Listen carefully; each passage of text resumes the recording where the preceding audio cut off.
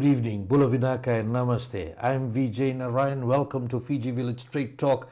This week you have sent me a lot of questions. Actually, I was just talking to the Minister for Education. You have sent hundreds of questions and no doubt education, very important topic for all of us. So thank you. For the first time ever, we've got in studio tonight, live from Waimanu Road in Suva, the Minister for Education, Aseri Radrodro, and Sodel Palida. Thank you very much for accepting our invitation, sir. Nawale bu Vijay Bulavinaka to all those listeners watching from the comfort of their home and from abroad. I say Bulavinaka to you all, and I thank you for inviting me to your show this evening. This will definitely not be the last time you'll be appearing, so thank you very much for saying that as well. Education, no doubt, an issue that everybody is interested in. The questions tonight are based on the stakeholders, starting from parents, teachers, principals, head teachers, everyone who runs schools, and there's a lot of schools, more than 900 of them that are mainly run by committee-run schools, school managements, and a lot of issues have been sent there based on that. And of course, stakeholders who are the students, primary school students, ECE, right to secondary school students and tertiary education. Now a lot more expansion on vocational education. We'll be talking about that as well, with a level of skilled workers that we have, and the demand for more skilled workers. So we'll go right into it. Many comments, Minister, have been made by all stakeholders in relation to our outdated curriculum in schools. What we are teaching our children is rushed and crammed only for exams. What have you done about this? Thank you, Vijay. Before I answer that question, you give me a few minutes to just give a brief history in terms of the Ministry of Education budget allocation. I think it is proper that we share this information in terms of the budget allocation that has been allocated to Ministry of Education. Last year, 784.1 million was allocated to the Ministry of the Education sector. And for that, out of that, 627 million was allocated to the Ministry of Education, and 90.7 million was allocated to Higher Education Institute. Of these 627 million, 9 million was allocated to infrastructure development capital projects. And the allocations for the operations of the Ministry of Education for primary school teachers, about 160 million for salaries and wages. For secondary school, about 170 plus million for salaries and wages. And the allocation for social assistance given to free education grant is about 47 million. Textbook about 1.5 million. The transport assistance about 37 million and more. So these are some of the assistance that has been given to education in this last budget, increase from last year. So in terms of curriculum, yes, when we started in 2023, there were calls made regarding this issue. So we had undertaken the Education Summit program in 2023, ending up with a formulation of the Denarau Declaration, highlighting the specific areas. And this exercise was undertaken by academic experts, professionals, to give us the Ministry of Education a platform in which the areas to improve on. 7 thematic areas were identified. One was curriculum review. So this curriculum review, what was highlighted was outdated. Very outdated. It does not reflect the needs on the ground, especially whether students are prepared to be work ready when they finish their education journey. So currently we are in the process of reviewing a lot of documents for Ministry of Education. One is the Ministry of Education Act. It is under review to reflect the actual needs on the ground. We have the National Curriculum Framework that is currently in the process of being reviewed to address the demands and the requests and the questions that has been raised, whether how relevant is the current program, the current curriculum to the needs on the ground. So that is what we are currently doing right now. When will it be done?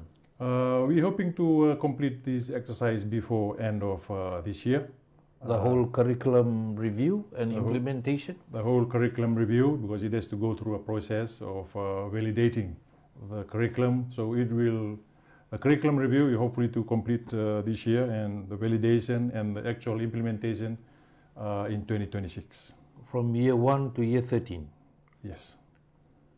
So your officers must be working very hard to achieve that. They are working day and night, so to speak. They're working very hard to ensure that all these reforms and all these amendments, reviews are completed on time. It's absolutely necessary, because some of the books you see, they don't even take into account our present day modern technology at all. You must have, as Minister for Education, you must have seen these books still in schools these days. Yes, I've also shared my concerns with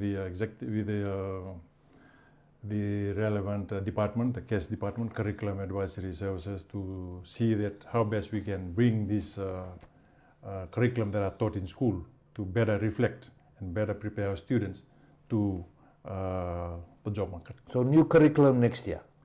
Hopefully with a review. Yes, that's our intention, but the review will have to guide us in terms of the curriculum framework and how we will have to implement and what we have to implement. Many students are now seen not attending school, although the government has been paying for the fees. Is there anything that the ministry is planning to do to lawfully deal with the parents who are not ensuring every child goes to school? I think the issue of students not attending school is an inherited issue. It's not something new, despite the social assistance that has been given. So we have been taking visitations around schools, as you might be aware, to address this very important issue on the roles of the parents, the roles of the teachers, the roles of the students in ensuring to try to get everybody to school. Given the social assistance, as you highlighted, been provided to government, the free education grant, the textbook assistance, the $200 back to school assistance, and transport assistance. We see that a lot of students still prefer not to come to school. So it is not only a responsibility of Ministry of Education. We've always reminded the stakeholders that it takes a whole village to raise a child. So we are requesting the assistance of the Wanua, the community, the household, the stakeholders, parents, guardians, uncles, aunties. These are all responsible stakeholders to ensure that the student comes to school. And as you might be aware that currently the Ministry of Education Act is limiting the authority for us to chase students that are not coming to school. Our jurisdiction is only when students come to the school vicinity. My concern is that there's a lot of school-age children on the streets doing drugs. We saw that you would have seen the photos on Robertson Road. We sent that to the Prime Minister. He visited that site on Saturday. The real concern of school-age children not in school and most likely being neglected as well. Those kids look like they are experts at injecting drugs. It was shocking. And hopefully, Vijay, the review of the Education Act will empower the Ministry of Education officials to extend their responsibility outside of the school vicinity. Somebody who is of eligible school age, not attending school, will empower the teachers in the school to go to the parents, to go to the house, and bring those students to school. So hopefully the review of the Act will address this shortfall. The other issue raised was it takes a village to raise a child in the right way. And of course there's a lot being talked about that. But I would say it also included in that, you said the Education Act is outdated. It takes leadership to really make sure the village is moving.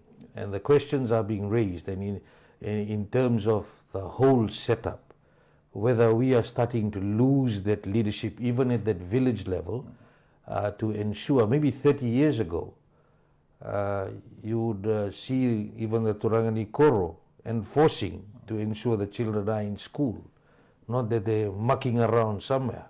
I don't think they have that kind of authority anymore, or people may not even listen.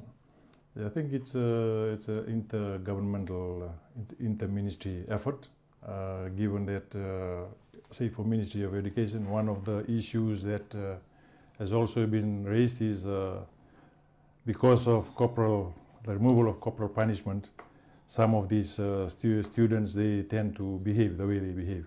So we are trying to work with other ministries, Ministry of Tauke's, involving leaders in villages and settlements, and also other relevant Ministry of Health, Ministry of Women and Children. So this is an inter-ministry effort to try and address students that are not attending school, who are eligible to be in school during this the end time. Calls have been made for corporal punishment during the Education Act consultations. What are your thoughts as the Minister? It's part of the Fiji's commitment to the UN Convention on Child Protection. So what we are encouraging them is to work within the law and not to issue or dish out corporal punishment, because it is against the law for the time being. What's And the alternative? We hope to review the current policy and work with other ministries and departments to try and bring up a strategy in how to best address the children in school. We'll talk about the indiscipline a bit more later on in the program. The Australian government supported infrastructure assessment report found in January that 70% of our 86 assessed urban schools are overcrowded. Many need more toilets, and many schools are reaching the end of their life cycle, requiring 249 new classrooms. This is only in the Suvarnasori corridor. In Lautoka recently, we have students now from St. Thomas School studying in tents because of the termite infestation. There's concerns regarding asbestos in some schools because they just haven't been upgraded. What type of plan does you mean? I know you have come in end of 2022 into 2023, and this was waiting for you, you know. So we're not saying that you are cause of all of this, and you've been in it for about more than 2 years now. But what are you doing to fix it? Well, first of all, we would like to thank the Australian government, DFED, for conducting this audit along the Suvarnasori corridor. Those issues that have been highlighted are nothing new. I think if the exercise had been undertaken in all parts, the other parts of Fiji, it would have shown the same data and figures. So we thank them, and we also appreciate the assistance that they give to assist in the constructions of the new school this year. I think the process of tendering is currently ongoing, where the Wilevu Secondary School will be a new secondary school that will be constructed. Watuanga Primary School will also be reconstructed. We're just awaiting the land lease from the Ministry of Land, and also Suva Primary School. So that is at least a start. But at the same time, we are also doing our own assessment, and with a budget allocation where we can assist in terms of improving the infrastructure, improving the facilities, then we can also work towards improving those facilities during the next budget cycle. Education stakeholders who run majority of the schools have asked for 50% increase in the free education grant, as the current grant is insufficient. You stated in November that planning on the maintenance and development of school resources, buildings, facilities and finances are duties of school managers and committees. Now, my question is, they have come back. They were here, Ben Saladakau and Glenacy, representatives of the school management, and that's the Catholic schools, the Methodist schools, Chinese Education Society, the Arya Pratinidhi Sabha, all of them combined, and I believe they made a budget submission as well. And they're saying that for primary schools alone, the free education grant equates to less than $1 per student per day through the free education grant. Do you believe that the grant should be increased? It's a free education grant. It doesn't stop the school to pitch in their side in terms of collections, in terms of additional support that they can give to a school. For current education grant, I think not all schools are given the same grant. There's an index that has been used. Schools around the Suvarnasuri corridor, they receive different amount, much less amount because of the volume. The free education grant is given per child. So the bigger the number of school rolls in a school, the bigger the grant that will be given. That is why the disadvantage index probably was used. For those schools in the rural areas, they are given $230 per child per year. So that's quite a significant amount in terms of assistance that has been given to schools regarding per children. So if there's calls for increase in free education grant, I think that can be taken into consideration. But at the same time, we are reminding the school authority, the school management, that they also have a responsibility to better manage, to better utilize the funds that has been given to them. History and records have shown that most schools, they receive the grants, they use it for other purposes instead of upgrading the schools, or they use it for some other purpose outside of the school. You said that they can do some collections. What kind of collections are you talking about? Schools are allowed to do fundraising. But you have limited it to one per year? In school compounds. So they can do... They can do fundraising outside of school compounds without... They're asking for flexibility in relation to that. Yeah, that's what we're trying to... Are you open to that idea? Yes. More parents' involvement? We're trying to review the one per year to maybe more than one per year, 2 or 3, one per term. But important thing is in any collections like that for school purposes, it has to be, there's some sense of accountability by the stakeholders. There's some sense of transparency in terms of collection, because at the end of the day, that will decide. Some schools are sort of basing the enrollment or continuation of their students. Because they do not perform, they are not excluded from enrolling into the next school year. So there's some sort of related elements in terms of collections to ensure that we provide the necessary... I did ask them the question, Minister, and they are genuinely requesting, and because they're saying they're managing their funds based on what the money is allocated for, because that's under the law. If they shift the money, they're saying there's no flexibility in where you shift the funds because they can get into trouble. The issue over here is about infrastructure, which they're responsible for, and they need to upgrade it, including library facilities and technology, on top of the infrastructure that needs to be renovated. Do you think, I'll ask you again, that there needs to be consideration, either government pays more per child or there is an option to charge fees? Well, we are open for any suggestions in terms of whether increasing the fee will help resolve, increasing the free education grant will help resolve the issues of infrastructure status. That is something that we will have to continue discussions on. So when do you expect the discussion? They've asked that can schools levy fees like building fee, etc. That's like most of them are raising these issues through the... They have written, they have made a budget submission. They have raised those issues during the Education Act review. So that can also be considered in the Education Act review, the formulation of the new revised Education Act. So something that we, like I said, we will have to continue discussions on. You were a former parent. We were parents at Veuta Primary School. And we came out in the weekends to make sure the classrooms were cleaned up. Yeah. And we put a hand in ourselves as parents to ensure things are done. Don't you think those kind of things should come back? Well, I think it depends on the individual parents.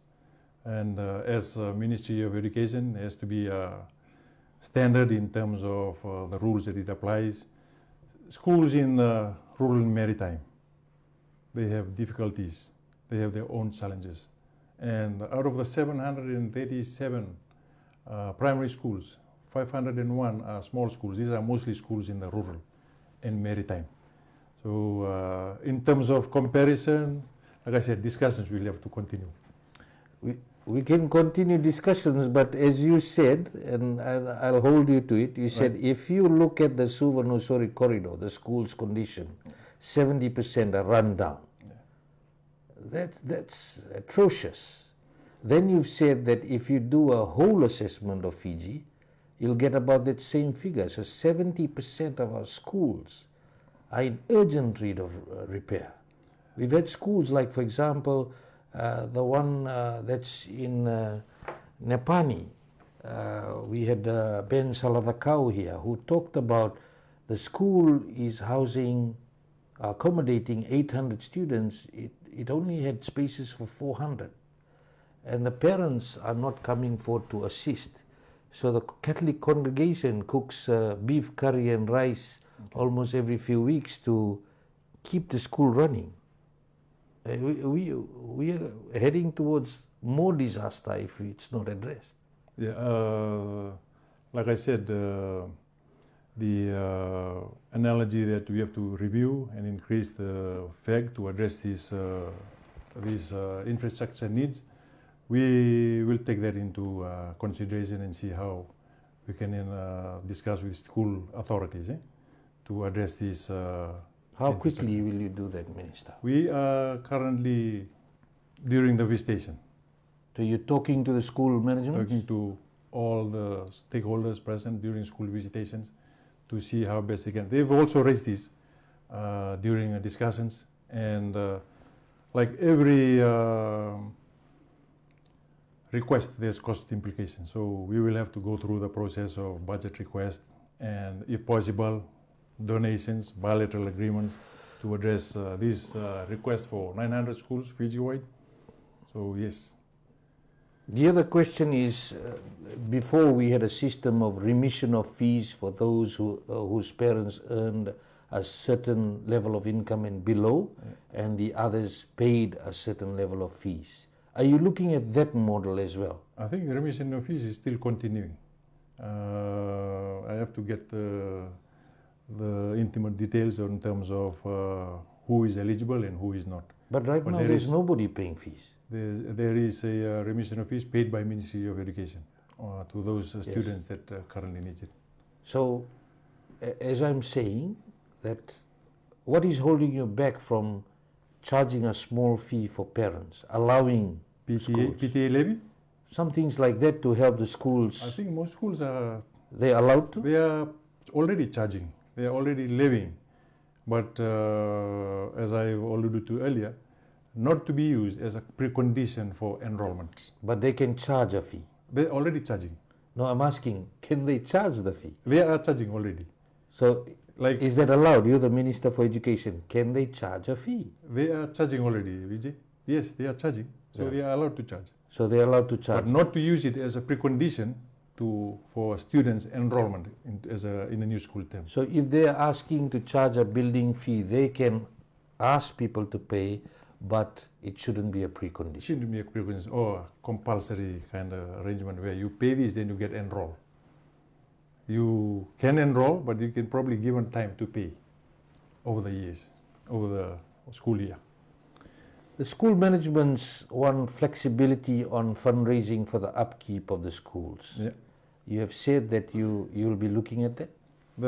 Currently they are allowed to fundraise, but we're trying to review whether we can increase from one to more than one, maybe one or two in the school vicinity. But outside, they are allowed to fundraise as and when they please. When you review, have you got timelines for your review? Can you tell me? For the fee and other issues that you're looking at, the free education grant, if it is to be increased, because the budget will be coming out next Friday, and in relation to the fundraising, because you're reviewing. after the budget, we will have to sit down and analyze the impacts of all these free education grants. So the review will take time. If it's not within 6 months, it will be more than 6 months. But once we set on the review, we'll send out a time frame and we will advise you. And anything before August 1st? Before the August 1st? That's too early. Well, that's when the new budget year starts for the government. So the new budget will continue as is, but we'll see how we can improve revising this budget in the next budget by conducting the review after the.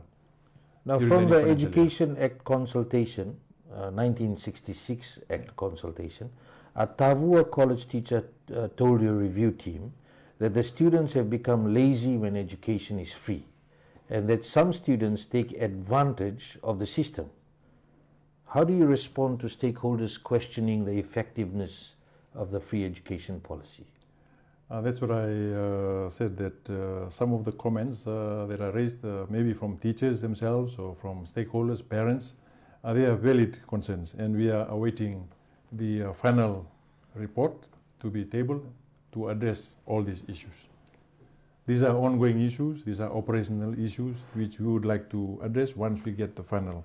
From your perspective, have you received any data based on, because the former Fiji first started these free education grants. From then till now, what is the school intake like? I think I mentioned in Parliament during one of my Parliament speech that number of students enrolled from last year to this year has increased by 5,000.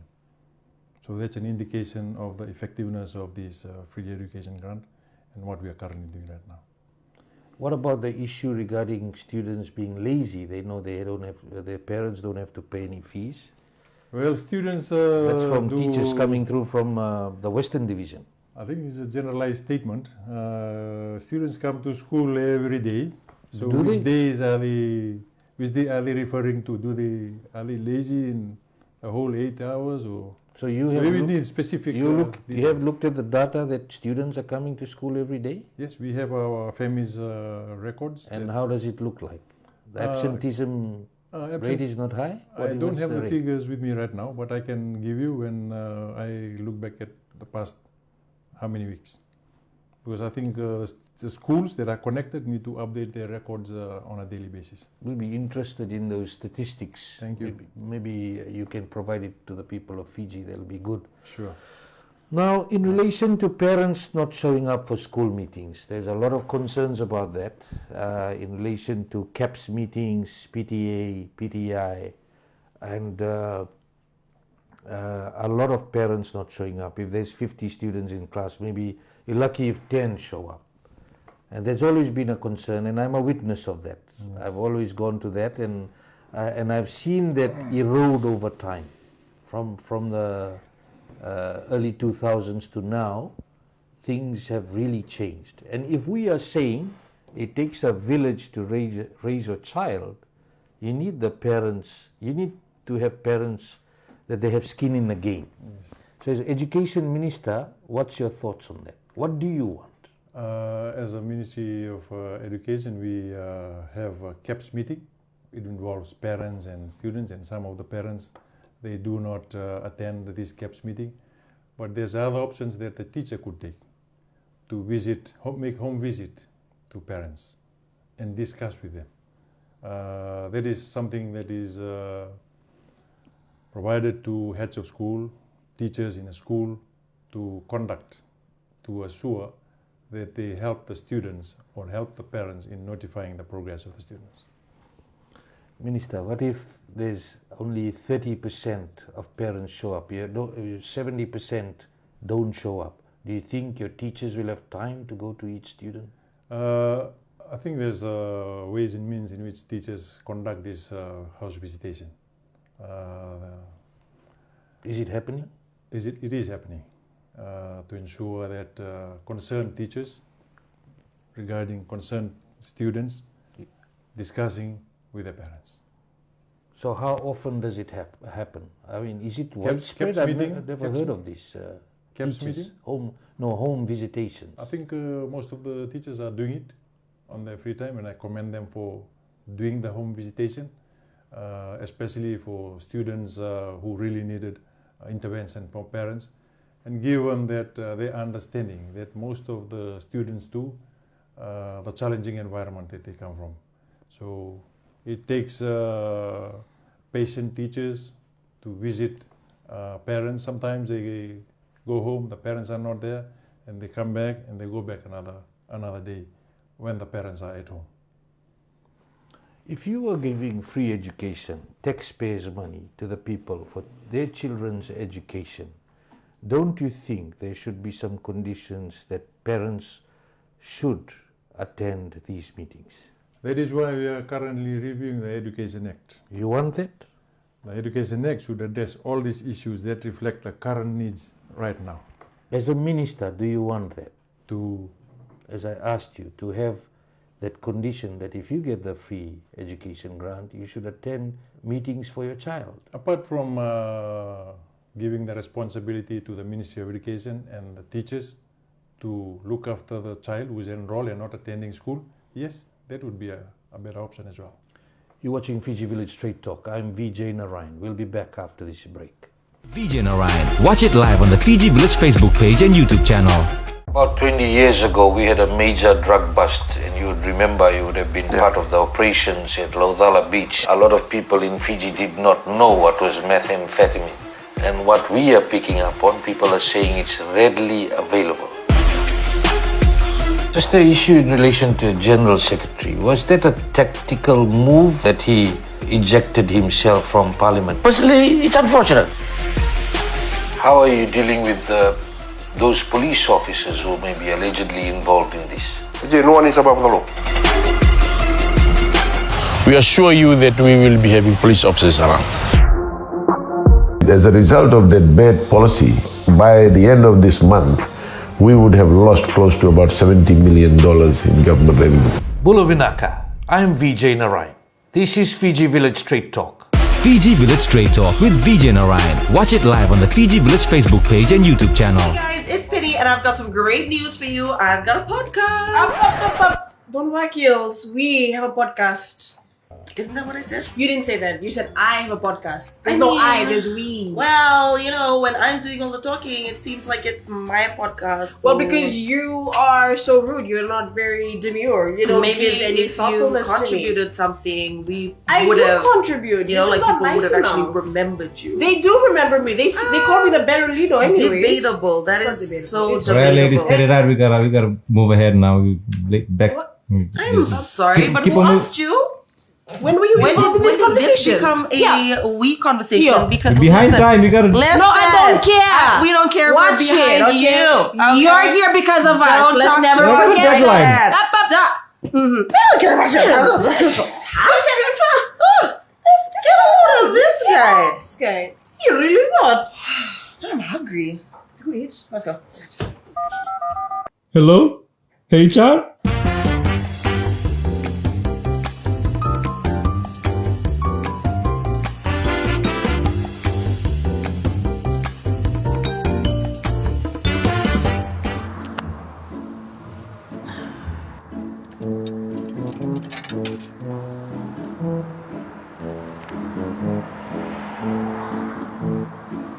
क्या आप भी परेशान हैं? अच्छी करता है यार, तुम लोग कुछ समझ में नहीं आए। अंधार में रहेगा, कट दिया जगह, कौन जाएगा भरी? जाएगा भरो। क्या आपकी भी लाइफ में ऐसी ही टेंशन है? आपकी परेशानी को कम करने के लिए आ रहा हूँ मैं बहुत ही जल्द आपको हंसाने के लिए। रेडियो सरगम और रेडियो सरगम फेसबुक पेज पर बहुत ही जल्द वहीं पर मिलेंगे। हेलो, अरे यार,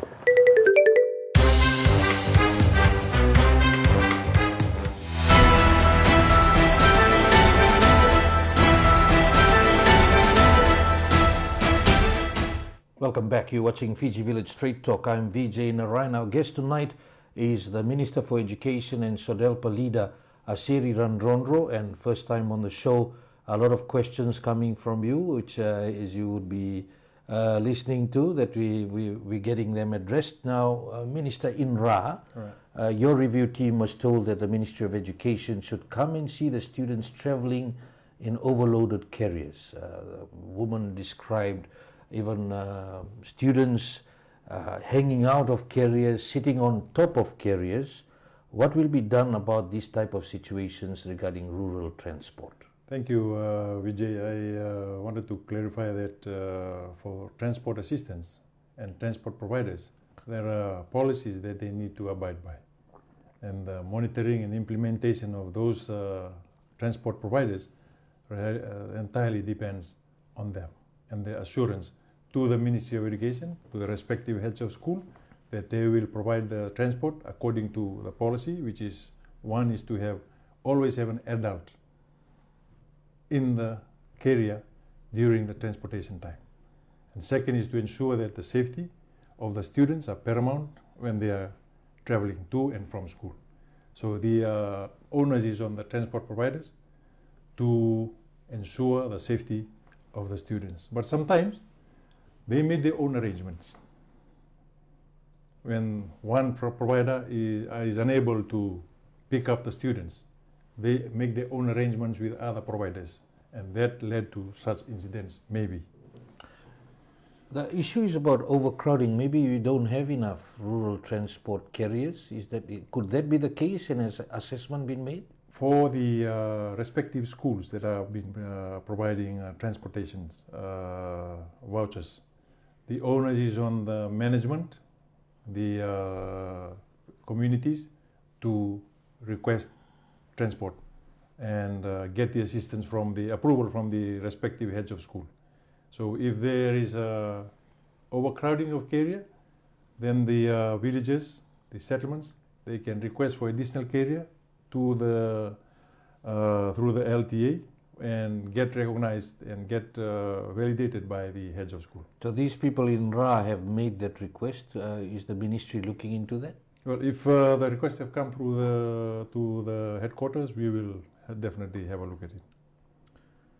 We wouldn't want a disaster to happen, a child falling off a carrier, sitting on top of the carrier. When I heard that, that's quite concerning. It is. It is our responsibility as well to ensure that the transport providers do provide safety for the children. So if they are not doing that, then there is a violation of the trust that we have, the policy that we have with the transport providers. So someone from your ministry is stepping in, or have you stepped in to look into the issue? We have already advised our RA office to look into the issue that has been highlighted, overcrowding, and we will advise, and they have taken corrective measures to ensure that the transport providers does not continue loading excess passengers. Now, regarding shortage of teachers, we had a student of Moira Methodist College that was in relation to the consultation in Lautoka. He highlighted about their class, they do not have enough subject teachers, and sometimes one teacher is covering multiple subjects. While giving an experience the students face, he said last year they did not have a life maths teacher to provide support to the students, and it resulted in a low percentage pass of 21%. He said the students were eager, there was no teacher. And I thank the student for highlighting this concern. I think across the Ministry of Education there are certain teaching specialists that is in dire need, especially for maths, especially for TVET subjects, for computer subjects, for PMEC. So these are the areas where Ministry of Education is in need of teachers. We are taking approaches to try and enroll students in the last year at the training institutions to come and partake in the teaching profession whilst continuing to complete their study journey. So you have a shortage of teachers? We have shortage of teachers, and we have highlighted this, especially on STEM subject, on maths, PMEC, and computer. And we cannot provide teachers if the training institutions cannot graduate teachers in those specific subjects. How many teachers do you need? We have shortages of teachers in the primary school. How many? What currently we are recruiting secondary school teacher graduates to teach in primary schools. I think it has come down from 600 to 400. And the other specific subject, maths, computer, So you're saying what you need 400 teachers? Primary school teachers. It's filled now. It's currently filled by secondary school graduates. So these are two different levels of teaching criteria. So we're trying to, is it a band-aid solution? Yes, because there is a lack of supply. Are they able to teach properly at the primary school level? Yes, they are doing their best. They have been assessed regularly at the school level by the various heads of school, and we will continue to assist. Some have sort of requested that they be given the opportunity to teach at the secondary school level. So these are all the solutions to try and address the teacher shortage. Like I said, more teachers have also migrated. Some have also come back. When we started, we revised the policy from 55 years age, the coalition government, from age 55 to 60, retirement age, in the hope that we will address the teacher needs. And also we've brought back those who were terminated through no job. So these are the solutions. And also we try to engage those that have been out of service, that wishes to currently enter the Ministry of Education.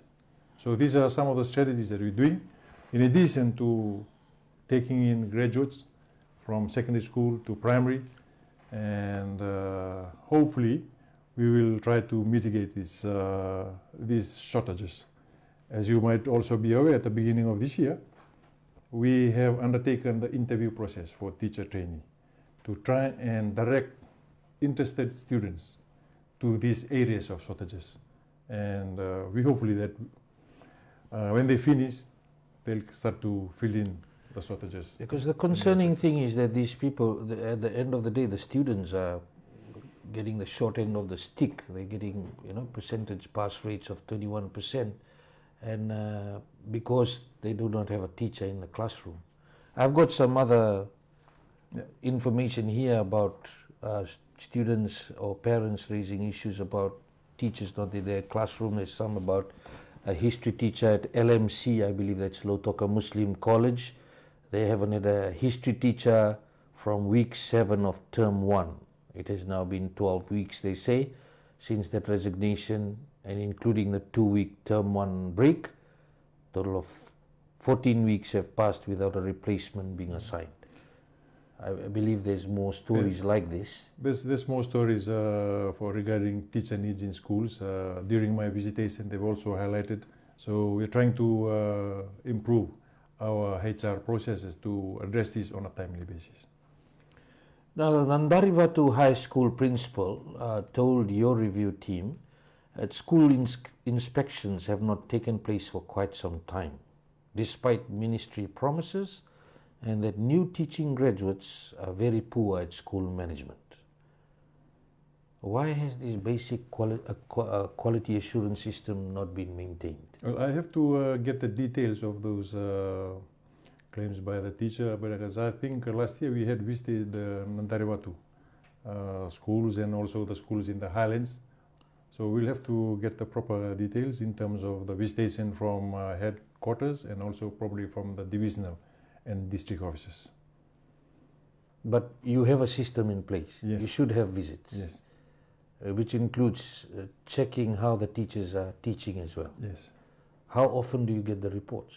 You as minister, when does it come to your table that, okay, this is how the state I usually have conducted my briefing with the team on a fortnightly basis, and this is the time that I get updated on all the informations happenings around the country. What are you doing to improve teacher efficiency? There's been things that are being shared now that some teachers are not at that standard of teaching, and now you have AI and others that students have access to, and if the teacher is not keeping abreast with all the information and what's happening, they're caught in a wrong situation in a classroom. I think that's a very valid concern, Satish. When we started, there is a lot of issues that have been raised regarding teachers. So when we started, we had to introduce teacher workshops teacher symposiums and a lot of training to be given to teachers.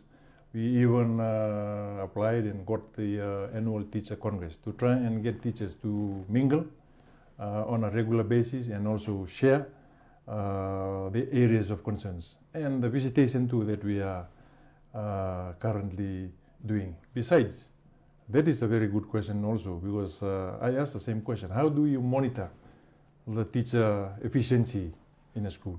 So I think there's tools that are there that the head of school, the VP, the AP need to play their part. The head of school, head of department they have a monitoring tool that they have to adhere to.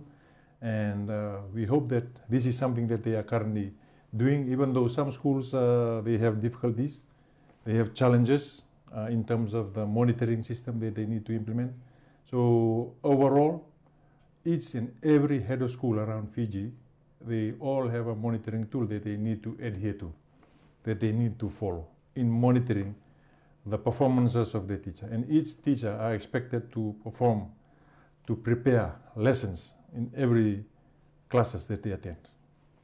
You're watching Fiji Village Street Talk. I'm Vijay Narayan, and our guest tonight is the Minister for Education, Aseri Radrodro. A Tavua secondary school teacher informed the consultation that majority of students in secondary schools cannot read and write English, described encountering non-readers and students who can read but are unable to comprehend. We know of this situation as well, that the question keeps coming up, how come the students have reached high school and they're still unable to read? What type of work is going into that kind of situation? I think right now the issues that has been implemented by the Ministry of Education is to have our curriculum education officers visiting schools, training teachers, and also some schools that we visited, they assured us that they set up special education time, English time, to allow the students to help them understand and read properly. So these are some of the initiatives that each school had implementing in their respective school to ensure that they improve on these non-reading students. Are we bringing back the repeat policy? We are currently in the process with the intention to do that exactly, but the process of trying to do the consultation with stakeholders and get the necessary approval before submitting to Cabinet. Hopefully we will submit to Cabinet by August. So 2026, the automatic progression will be repealed and or probably an option will be given. What is the Ministry's comprehensive strategy for integrating technology into education, including specific budget allocations, timelines, and how will the technology gap between urban and rural schools be addressed? That is one of the thematic areas identified in the Denarau declarations, the need for our education system to push towards a digital platform. As you said, connectivity is an issue. We are starting to distribute the Starlink services to schools in the outer islands upon request, upon identification by our e-learning department to try and assist students' connectivity. Then we have a huge responsibility. We have now secured the services of LMS, Learning Management System, an online system, a digital platform. But we also have a responsibility to provide the training to teachers so they can be able to understand and use this platform in an efficient and effective manner. You're watching Fiji Village Street Talk. I'm Vijay Narayan. We'll be back after this break. 20 years ago, we had a major drug bust, and you would remember, you would have been part of the operations at Laudala Beach. A lot of people in Fiji did not know what was methamphetamine.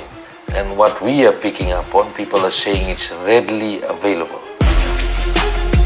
Just the issue in relation to General Secretary, was that a tactical move that he ejected himself from Parliament? Personally, it's unfortunate. How are you dealing with those police officers who may be allegedly involved in this? No one is above the law. We assure you that we will be having police officers around. As a result of that bad policy, by the end of this month, we would have lost close to about $70 million in government revenue. Bula Vinaka, I am Vijay Narayan. This is Fiji Village Straight Talk. Fiji Village Straight Talk with Vijay Narayan. Watch it live on the Fiji Village Facebook page and YouTube channel.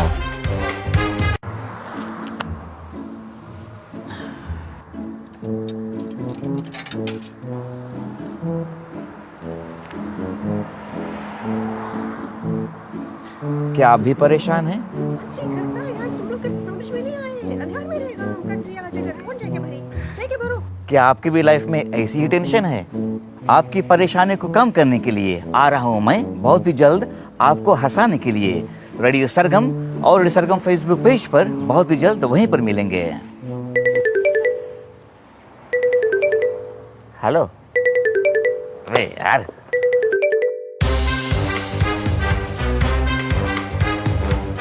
Hey guys, it's Penny and I've got some great news for you. I've got a podcast. Up. Don't whack heels. We have a podcast. Isn't that what I said? You didn't say that. You said I have a podcast. There's I no mean, I, there's we. Well, you know, when I'm doing all the talking, it seems like it's my podcast. Well, because you are so rude. You're not very demure. You don't maybe give any if you thoughtfulness to me. contributed something, we I would will have contribute. You know, like You're people not would have nice actually enough. remembered you. They do remember me. They call me the Berolino anyways. Debatable. That It's is not debatable. so It's Well, ladies, debatable. get it right. We gotta move ahead now. Back. I'm sorry, but keep who on move- asked you? When were you involved in this when did this conversation? become a Yeah. we conversation? Yeah. Because Behind listen, time, we gotta. listen, No, I don't care. we don't care if Watch we're behind it, okay? you. Okay? You're here because of us. Don't Let's talk never to us forget like deadline. that. I don't care about your Let's get a load of this guy. This guy. He really thought. I'm hungry. Go eat. Let's go. Hello, HR.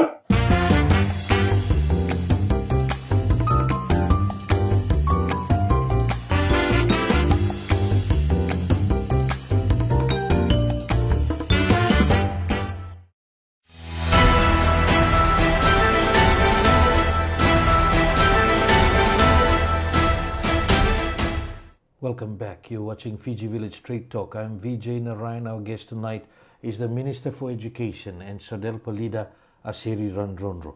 Mr. Radrodro, does the Education Ministry have any plans with the police, or do you have plans already to make checks in schools regarding drugs? We are finding all sorts of drugs in school compounds at the moment. There's concerns being raised that some dealers are using children to peddle drugs in schools as well. What is being done to handle the situation? Thank you, Vijay. Currently, we have a policy in place where all issues are identified and highlighted in schools regarding children caught with drugs. They are currently being referred to the National Substance Abuse. So we are waiting for the substance abuse. We had requested that they form a task force with the other ministries and departments of government to see how best we can tackle this. Besides that, we are also considering implementing checks in schools, and we have also made some calls because of visitations from experts abroad who have brought in some testing kits, but we will have to work with other ministries and departments to try and implement this, awaiting the advice from the National Substance Abuse, who is the relevant arm of the Ministry of Education. Real concern about drugs being taken into school compounds. You've stated, and the Prime Minister had also stated this earlier, that we should do bag checks. Have you sent out a message to all schools that they should have bag checks? Yes, like I said, we are waiting the advice from the National Substance Abuse as the arm of Ministry of Education to provide us the actual application of bag checks. As you know, we are dealing with young children. Everything that we will have to do, we are required to get parental consent. So the process is going to take a bit of time to get parental consent. But sometimes the the policy that is in-house exposing students with drugs. So we have a policy, as I said, to allow us to refer these students to the National Substance Abuse to carry out the necessary sessions of counseling and the recommendation of what to do to the child. The National Substance Abuse Advisory Council, based in Nasinu, is quite under-resourced. I know it's from many years ago, and they also had a presentation where they talked about the lack of counsellors and what we need to do to keep on track with the situation that has escalated. What is being done about that? Well, we understand that, agree, and that the National Substance Abuse is under-resourced, but we have also counsellors, trained counsellors, teachers who are currently teaching, and that is something that we are trying to appoint them as counsellors in the various districts, various divisions, to assist the national counsellors in terms of human resource. And the issue regarding repeated indiscipline, what is the policy? Is that being reviewed as well? Because in the past we know there was a policy of suspension, warning, suspension, detention, and then expulsion. Find another school, as they say. So you have find another school. FAS. Shift the problem elsewhere. Yeah, that is the problem. Do you agree with that? I think most importantly, Vijay, is to see that we cannot put the blame on the Ministry of Education alone. Issues of drugs, they come from communities, as you highlighted, that it takes a village to raise a child, it takes a community. So it is a shared responsibility between all stakeholders of education, and that is why we are awaiting the advice from the National Substance Abuse regarding the National Drug Task Force. That will be involving all stakeholders, other ministries, the police, and departments, and other stakeholders like the school authorities, the faith-based organization, to be part of this, to see how best we can address these drugs used in school. Apart from drugs, indiscipline generally, we had also in one of the consultations one teacher talking about even ECE children, even swearing at teachers. Concerns regarding the behavior reaching down to that level, and they are unable to do anything. How do you have, or do you have systems in place to deal with these types of situations? Well, as you might be aware, to start off with, we introduced the school chaplaincy in schools this year in the hope that this will be addressed at the school level. But we introduced it on a cost-sharing basis. So now the chaplains have also undertaken counseling in school to try and address this issue. But at the same time, Vijay, like I said, it's a shared responsibility, and Ministry of Education cannot just be the lone ministry to be looking after the concerns regarding the indiscipline of students. These students come from home, and that's what I've always been reminding parents and stakeholders. Whatever the situation, that the student leave home, the first person to notice it would be the teacher in the classroom. And therefore it places a huge burden on the teacher to conduct its work efficiently as a teacher, conducting a big number of students teach, and each indisciplined student faces a challenge in terms of the teacher conducting its work efficiently and effectively during the day. The other issue is bullying, and you've been to boarding school, QVS. There's a real concern about bullying, and there's some sad situations that emerged. In the past few months, you had also made strong statements and called for even investigating authorities, even the ODPP, to be involved in it. Nothing came out of that, and we've heard that there have been other incidents that have followed. The culture continues. What is being done about that? The issue of bullying is a real issue. Even though I've stated that we do not condone bullying in schools, but that continues till today. So we are asking the heads of school to conduct a monitoring role to not allow situations where bullying can be allowed in schools or in situations. So we hope that the onus is on the school heads, the onus is on the teachers in school. As you know, bullying can happen anywhere, even in boarding schools, even in day scholar schools. So the huge responsibility of monitoring the students is given to the heads of school and the teachers in their respective schools to ensure the safety and well-being of the children. We have policies in place that addresses indisciplined students, but is it working? Maybe not. It's not working. Maybe it's working. Well, I got another report from some parents at QVS that there was another incident recently. Yeah. So if you continue to get reports, the question is, what type of action can be taken? What's the system? If a child is found repeatedly to be bullied, and in the end even ending up in hospital, what's the strategy or what's the system at the moment? I think the system at the moment where incidences where students are caught, the policy is that they are referred to the National Substance Abuse, where counseling. But we're trying to review that. Instead of waiting for events to happen, maybe we can provide counseling during school periods, during times where students need to be counseled.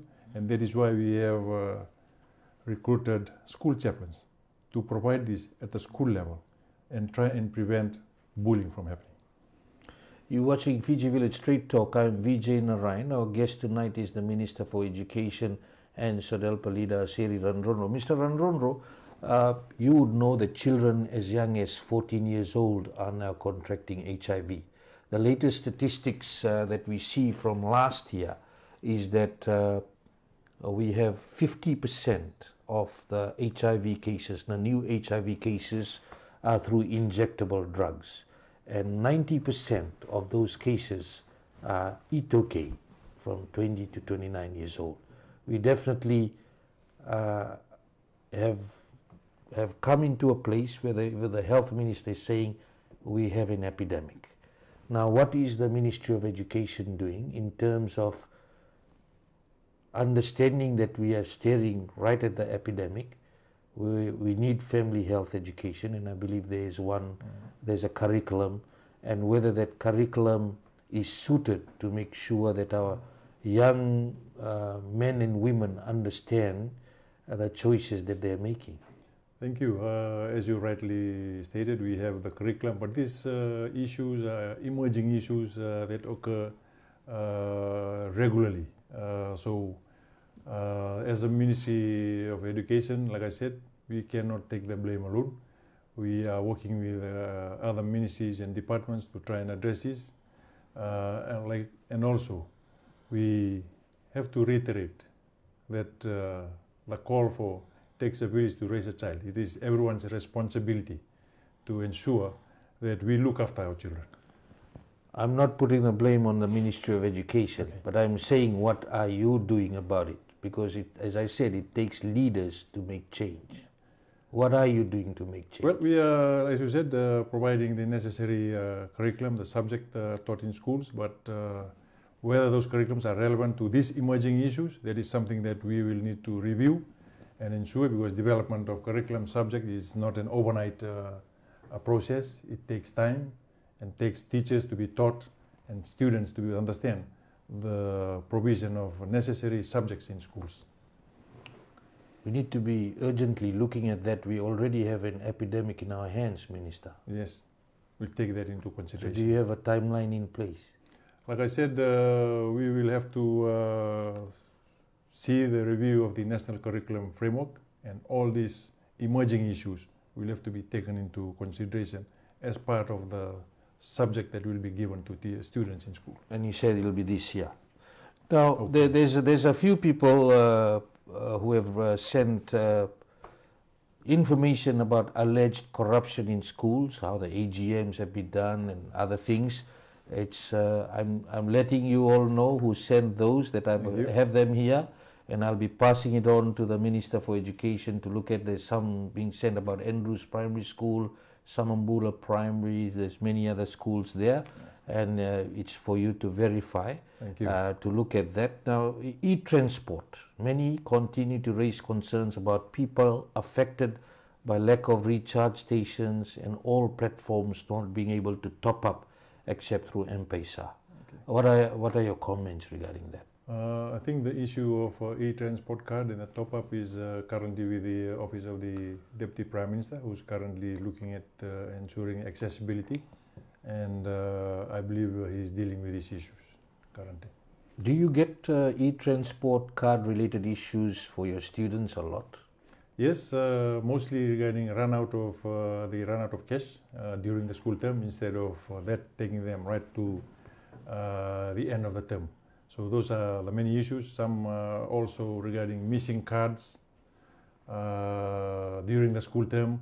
They need to take their renewed cards back to the school so they can access and record this new card number, so they can be given the accessibility to use the card under the redeem card basis. There's questions being raised, allegations of you trying to interfere in the Fiji Secondary Schools Dean's competition. What's your comments to those people who are raising that? I think, Satish, thank you very much for highlighting that. As you said, Fiji Secondary School, so anything regarding the mandate of the students in Fiji, we have a duty of care to play, to ensure that the students' safety and well-being are maintained, and they don't get burned out during their academic journey. So by right, every activity that is under the Ministry of Education, the students, the school, comes under the jurisdiction of the Ministry of Education. Education Act consultation, you have continued with that. When will this finish, and when do we expect the We are setting a timeline of August 2025 to present this in Parliament. Prior to that, we'll have to present it to Cabinet. So we are working towards achieving that deadline, and that is something that currently in progress. Why there are so many secondary school teachers teaching in primary schools? This is a question that was sent in, and they're classified as not qualified teachers because they receive less salaries, though they do the same work as a normal teacher. Maybe a teacher sent this. Yeah, maybe a teacher sent that. That's what I wanted to ask. The answer that I can give is, I think there's two different teaching scenarios for a primary school teacher who has a whole day teaching a class, and a secondary school teacher teaches subjects by say certain period of the subject. Should the Minister for Education be more directly responsible for the Higher Education Commission for seamless education in Fiji from primary school to tertiary education? Again, a question sent in to ensure there's seamless progression. Currently, the Higher Education Act, Education Commission Act, comes under the ambit and the responsibility of the Minister for Education. So they report directly to you? They report directly. There you go, that's your answer for that. How is the Education Ministry dealing with school-age children on the streets? Should the Ministry employ officers to ensure children are not hanging around on the streets and attend school? Like I said, for those school children that are outside of the jurisdictions of a school system, they do not fall under the Ministry of Education. Probably they fall under the police department. So that is something that we would like to explore with the police. And the act, revised act, hopefully will consider empowering schools, empowering teachers to get those students to school. You're watching Fiji Village Straight Talk. I'm Vijay Narayan. Our guest tonight is the Minister for Education in Sodel Palida, Aseri Radrodro. Just going through your questions. We're just about to finish off the show. Should students who damage the school property pay for the damages? That was also sent in. I think during our time we usually pay some deposits, refundable deposit to compensate for any damage that we do at the school infrastructure or school textbooks if you don't return. So those funds are there to compensate for the damage that you do to the school. Now we know, Minister, that we're going into the budget next Friday. Yes. You definitely have given your wish list to the Minister for Finance, Yes. and hoping that you get additional funding most likely. What are some of the areas that you are personally looking at, hoping to get additional funding to continue your work? Well, thank you, Vijay. Thank you for asking me those questions. I have already stated that areas of concern, areas of priorities for Ministry of Education is the retention of teachers. So hopefully we get proper budget allocation for our teachers from ECE to primary school to secondary school, and also for those special inclusive education schools and teachers to be provided the necessary resources. We also are targeting the technical vocational.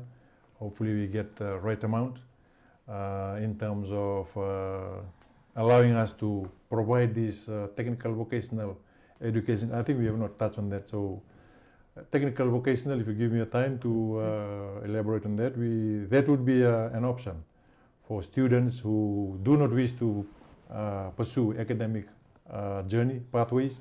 There is an option that is available to them. We're trying to implement this from year 9 and certificate them as we progress throughout the education journey of a child, to ensure that they remain in school but get the proper necessary certificate in the areas of expertise, areas of carpentry and joinery, areas in tourism, and areas in automotive engineering. So these are some of the options, and we hope that we will get the necessary support. Apart from that, like you mentioned, infrastructure upgrade.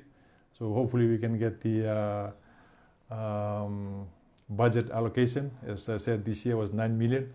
Hopefully we can get it the same amount or even more to allow us to conduct the repairs and maintenance, the upgrade of the respective schools around Fiji. Nawalev. Minister, you're also a leader of SEDELPA, and it would be only right for me to ask you that we are almost 1 year away from elections, the earliest possible dates, I think around August next year. SEDELPA already in planning stages in terms of candidates? Yes, Vijay, our main focus right now is to work with in the coalition government to allow our term to complete. At the same time, we are getting ready for 2026. And you'll go on your own in the next elections, or you'll go in with parties like People's Alliance, etc.? For a decision like that, we'll have to await the management board decision. When will that be made? That will come when we'll let you know when we'll make the decision. Mr. Radrodro, thank you very much for accepting our invitation to come on our show tonight and to address the many issues that the Ministry of Education has to look at, and a lot of questions sent through. As I said, hundreds of questions that come through, and thank you again for your questions that you sent through, and we managed to get through all the questions, plus your issues that you've got. I've got them here, which I will pass to the Minister as well. Again, thank you very much, Minister, on behalf of all our listeners and viewers, and until next week, have a great evening. Nawalev. Nawalev.